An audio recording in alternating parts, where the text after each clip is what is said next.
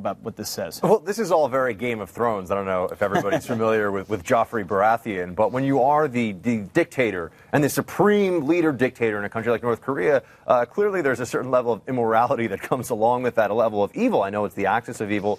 To consolidate power in an authoritarian society like this, and this is true of all, you look at the purges that Stalin had. You go back any time that you have sort of a one-man, really, one-party state, and you have no rule of law, no rights for the people, you're going to have situations where people are going to get killed. They're going to get killed merely because it's helpful to the guy in power, not even because there's really any threat. It's just a means of consolidating. You know, you hang one general, you send a message to all the rest, as Voltaire said, and this is, I think, a very clear instance of that. This guy, it's very hard for us to see what he was really doing because it's such a closed area, it's such a closed-off kingdom. So, no, I mean, Will, we were talking about this backstage. You almost want to laugh a little bit because, you know, you see the flag pins of the North Korean official who was killed. It's got a big picture of Un on it. I mean, it's such a caricature, seems like such a caricature of what a dictatorship would look like, but it's serious business when you got nuclear weapons. Yeah, it is when you think about a 30-year-old who may have, at least if we consider the ideas that Gordon is sharing with us, may have done this because he was upset over an affair. I mean, that's certainly a scary proposition. But, so, if I could, I would love to ask Gordon this.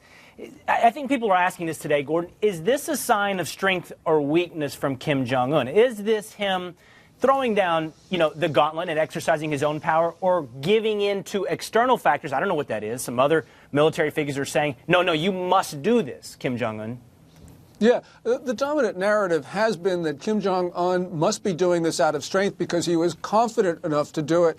I actually look at it the other way, that if he were confident enough, he wouldn't have to execute Jun Son-tak. He wouldn't have to go through all of these purges. You got to remember, Jun Son-tak's a very powerful figure, got many friends throughout the regime. Now, these people know that they're either going to be executed or sent to the concentration camps, so they have a choice. They can either run or they can fight. And already we've been hearing of 2 vice premiers of North Korea actually running to China. So there's going to be a lot of disunity in the regime going forward. All right, that's